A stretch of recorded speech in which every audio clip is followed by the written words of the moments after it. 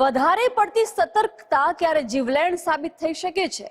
જમી પરવારીને ઘરની બહાર સૂતેલા વૃદ્ધાએ તસ્કરોથી બચવા માટે બૂમાબૂમ કરી અને તસ્કરોએ તેમને લકડાના ફટકા માર્યા અને પળભરમાં જ વૃદ્ધાના રામ રમી ગયા।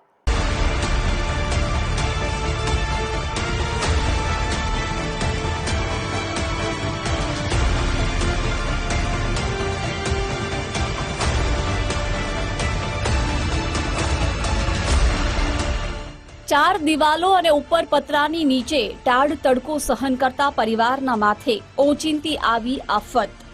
દ્રશ્યો જોઈને પહેલી નજરે થાય કે ગરીબના ઘરમાં અચાનક કાળ કેમ ફરી વળ્યો હશે। ઝૂંપડાની બહાર પડેલો ખાટલો, જેની ઉપર રહેલા ગાદલા પર ચોમેર જોવા મળતા લોહીના ડાઘા, તો ખાટલાની નીચે આસપાસની જમીન પર પણ લોહી પથરાયેલું જોવા મળી રહ્યું છે। અમદાવાદના ધોળકા તાલુકાના ચલોડા ગામની સીમમાં આવેલા 360 ફાર્મ બહાર ખૂની ખેલ ખેલાયો। મધરાતે ચોરી કરવાના ઈરાદે કેટલાક શખ્સો ઘૂસી આવ્યા। આ તસ્કરો નજીકના એક મકાનની દિવાલમાં બાકોરું પાડીને ચોરી કરવા માટે મથી રહ્યા હતા। આ સમયે ઘરની બહાર સૂતા વૃદ્ધા અવાજ આવતા જાગી ગયા। ઘર અને આસપાસમાં રહેતા લોકોને જાગૃત કરવા માટે વૃદ્ધાએ જોરશોરથી બૂમો પાડવાનું શરૂ કર્યું, જેથી તસ્કરોને લાગ્યું કે મહિલાનું મોં બંધ નહીં કરીએ તો પકડાઈ જઈશું। એટલે એક ચોરે બૂમાબૂમ કરી રહેલા વૃદ્ધાને શાંત કરવા સીધા જ માથાના ભાગે જ લાકડીના ઉપરા છાપરી ફટકા મારવાનું શરૂ કર્યું। ચોરે વારાફરતી મારેલા ફટકાના કારણે વૃદ્ધા લોહી લુહાણ થઈને ઢળી પડ્યા, જે બાદ ખાટલો અને આસપાસનો સમગ્ર વિસ્તાર લોહી લુહાણ થઈ ગયો। તો આસપાસના દોડી આવેલા લોકોએ 75 વર્ષના તખીબેન ઠાકોરને ત્વરિત ધોળકાની સરકારી હોસ્પિટલમાં સારવાર માટે ખસેડ્યા, જ્યાં ફરજ પર હાજર ધોળકા હોસ્પિટલના તબીબોએ તેમને મૃત જાહેર કર્યા। ગત તારીખના રોજ ચલોડા ગામની સીમમાં રાત્રિના આશરે 3 વાગ્યાની આસપાસ 360 ફાર્મના જે મજૂરોના નિવાસ છે ત્યાં એક બનાવ બનેલ છે।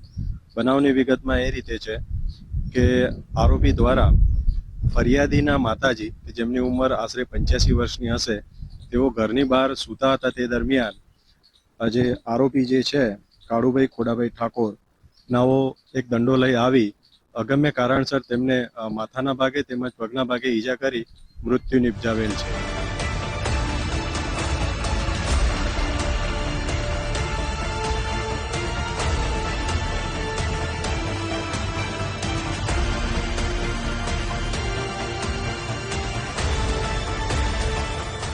તસ્કરોએ વૃદ્ધાને માર્યા બાદ નજીકના અન્ય મકાનોમાં પણ ચોરીનો પ્રયાસ કર્યો હતો, પરંતુ સાબદા થયેલા લોકોએ એક તસ્કર કાળુભાઈ ખોડાજી ઠાકોરને ઝડપીને થોડીવારમાં જ ઘટના સ્થળે પહોંચેલી પોલીસની ટીમને હવાલે કર્યો।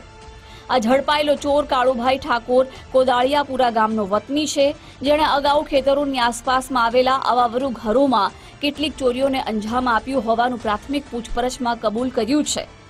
આ ચોરીમાં સામેલ અન્ય શખ્સો અને ચોરીનો મુદ્દામાલ ઝડપી લેવાની દિશામાં પોલીસે આગળની તપાસ હાથ ધરી છે। આરોપી દ્વારા પાડોશના બીજા મકાનની અંદર પણ દરવાજા ઉપર લાકડી મારવામાં આવેલ અને તેઓ જાગી જતા જે આરોપી છે તેને પકડી લેવામાં આવેલ હતા અને તેમની પાસેથી લોહી લુહાણવાળો એક દંડો પણ કબજે કરવામાં આવેલ છે। આમ સમગ્ર બનાવ બાબતે થઈ ધોળકા ટાઉન પોલીસ સ્ટેશન દ્વારા તપાસ હાથ ધરવામાં આવેલ છે, તેમજ ગુનો નોંધી વધુ તપાસ હાથ ધરવામાં આવેલ છે।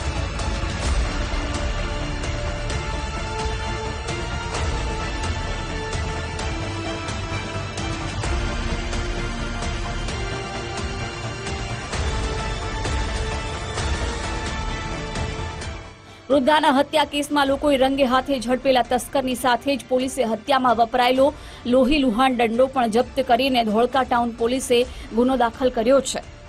આકરી ઠંડીની સિઝનમાં ધોળકા શહેર અને ગ્રામ્ય પંથકમાં ચોરીના બનાવો વધી ગયા હતા।